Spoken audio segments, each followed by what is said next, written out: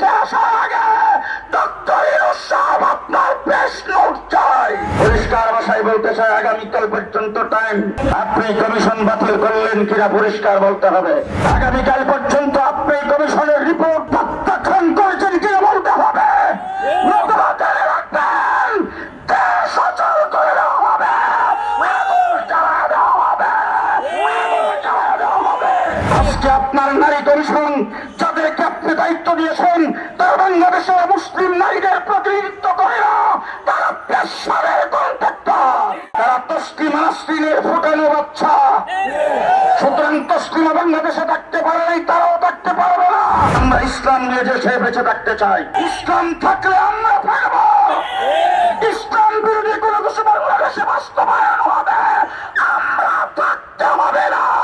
আমাদের লাশের উপর দিয়ে বইতে হবে, লাশের উপর দিয়ে বইতে হবে। বিসমিল্লাহির রহমানির রহিম। আজকের এই সংহতি সমাবেশের সম্মানিত সভাপতি উপস্থিত আছেন, ইতিমধ্যেই বক্তব্য রেখেছেন হেফাজতে ইসলাম বাংলাদেশের কেন্দ্রীয় ঢাকা মহানগর নেতৃবৃন্দ, সমবেত সাথী ও বন্ধুগণ। গত 15 বছর পর্যন্ত লড়াইয়ের মাঠে আমরা ছিলাম। গত 15 বছর ফ্যাসিস্ট সরকারের বিরুদ্ধে রক্ত আমরা জড়িয়েছি। ডক্টর ইউনূস সাহেব, ফ্যাসিস্ট সরকারের নির্যাতনের শিকার আপনি হয়েছেন, কিন্তু আপনি রাস্তায় রক্ত দেন নাই।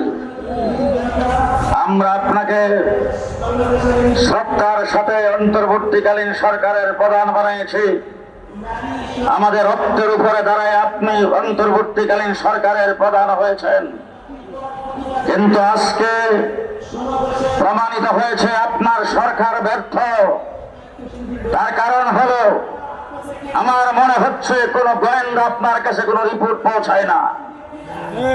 গত 2013 সালের 4 তারিখ দিবাগত রাত্রে ডিজিএফআই, এনএসআই সহ পুলিশ, আর্মি আমার সঙ্গে বৈঠকে বসেছিলেন। সেই বৈঠকে তারা বলেছিলেন আগামীকাল 70 থেকে 75 লক্ষ মানুষ আপনাদের সমাবেশে আগমন করবে। ডক্টর ইউনূস সাহেব ওই দিন রাত্রে শেখ হাসিনা আমাকে ডাকছিলেন কথা বলার জন্য, আমি তার ডাকে সাড়া দেই নাই। কিন্তু আজকে আমার মনে হয় গোয়েন্দার আপনার কাছে রিপোর্ট পৌঁছায় নাই।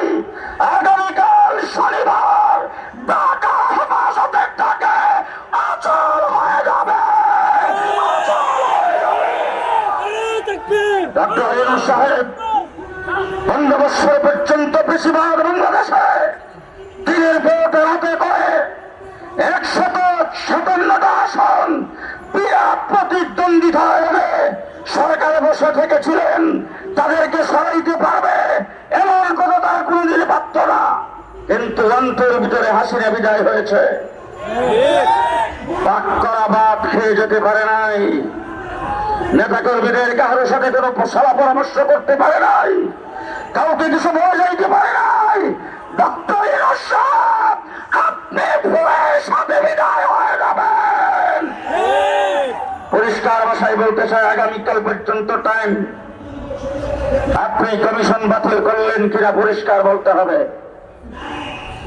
আগামীকাল পর্যন্ত আপনি কমিশনের রিপোর্ট প্রত্যাখ্যান করেছেন কিনা বলতে হবে।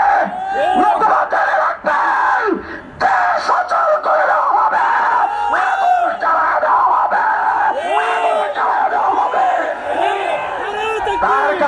তার কারণ একটি, সেই কারণ হলো আমরা ইসলাম নিয়ে দেশে বেঁচে থাকতে চাই। কথা আসতে বলবেন না। ইসলাম থাকলে আমরা থাকব। ইসলাম বিরোধী কোনো কিছু বাংলাদেশে বাস্তবায়ন হবে, আমরা থাকতে হবে না। আমাদের লাশের উপর দিয়ে বইতে হবে, লাশের উপর দিয়ে বইতে হবে। সংগ্রামী সাথী বন্ধুগণ, শেষ কথা আপনাদের সামনে বলে যাচ্ছি। আজকে অনেকে প্রশ্ন করেন দেশের ক্ষতি হবে, বর্তমান সময় আন্দোলন করা উচিত নয়। আমরা পরিষ্কার ভাষায় বলছি, দেশ থাকবে যদি ইসলাম থাকে। ইসলাম ইসলাম ছাড়া অন্য কোনো দেশ আমরা বাংলাদেশ চাই না। সুতরাং বাংলাদেশের সংবিধান হবে ইসলাম ভিত্তিক, বাংলাদেশের নারীদের সংস্কার হবে ইসলাম ভিত্তিক, বাংলাদেশের বিচার বিভাগের সংস্কার হবে ইসলাম ভিত্তিক, বাংলাদেশের শিক্ষা কমিশন হবে ইসলাম ভিত্তিক। ইসলামের বাইরে কোন কিছু বাংলাদেশের যেই করতে চাবে তাকে পিটায় দেওয়া হবে। আমি জানতে চাই, আজকে আমার মিরপুর উত্তরাতে জোবান নামাজ পড়ে আসতে দেরি হয়েছে, কারণ রাস্তায় অসংখ্য মিছিল দেখেছি। প্রত্যেকটা মিছিল চলো চলো সরওয়ারদুর্দারে চলো। আসার পথে দিনাজপুর থেকে একজন টেলিফোন করে বলছেন, হুজুর এ পর্যন্ত 42টা বাস প্রস্তুত হয়েছে, রাত্রে রওনা হবে। ঢাকা শহরের কোন অঞ্চল নয় দিনাজপুর। আজকে আমি এখানে আসার পর বলছেন 4 থেকে 4,500 মানুষ শুধু বরিশাল থেকে লঞ্চে রওনা হচ্ছেন। বাংলাদেশ কালকে একত্রিত হবে। সেই মাঠ থেকে আমরা আগামী দিনের কর্মসূচি ঘোষণা করব। কর্মসূচি মুখে আসার আগে ডক্টর ইউনূস সাহেব আপনার প্রেস নোট চাই। জাতিকে নিয়ে কি ভাবছেন আপনি? পরিষ্কার জাতির সামনে পরিষ্কার করতে হবে। আমরা আপনাকে সহযোগিতা করে ক্ষমতায় রেখেছি, নতুন আওয়ামী লীগ বেশিরভাগ শক্তি ভারতের সহযোগিতায় আপনাকে পানি দিয়ে গিলে ফেলত, সেটা আমাদের কারণে করতে পারে নাই। আজকে আপনার নারী কমিশন যাদেরকে আপনি দায়িত্ব দিয়েছেন তারা বাংলাদেশের মুসলিম নারীদের প্রতিনিধিত্ব করে না, তারা পেশারের কন্ট্রাক্টর, তারা তসলিমা নাসরিনের ফুটানো বাচ্চা। সুতরাং তসলিমা বাংলাদেশে থাকতে পারে নাই, তারাও থাকতে পারবে না। আপনি নারী কমিশনকে বাতিল করে প্রত্যেকটা সদস্যকে অ্যারেস্ট করতে হবে। আগামীকাল কোথায় যাইতে হবে? সবাই কয় না। কোথায় যাইতে হবে? কোথায় যাইতে হবে?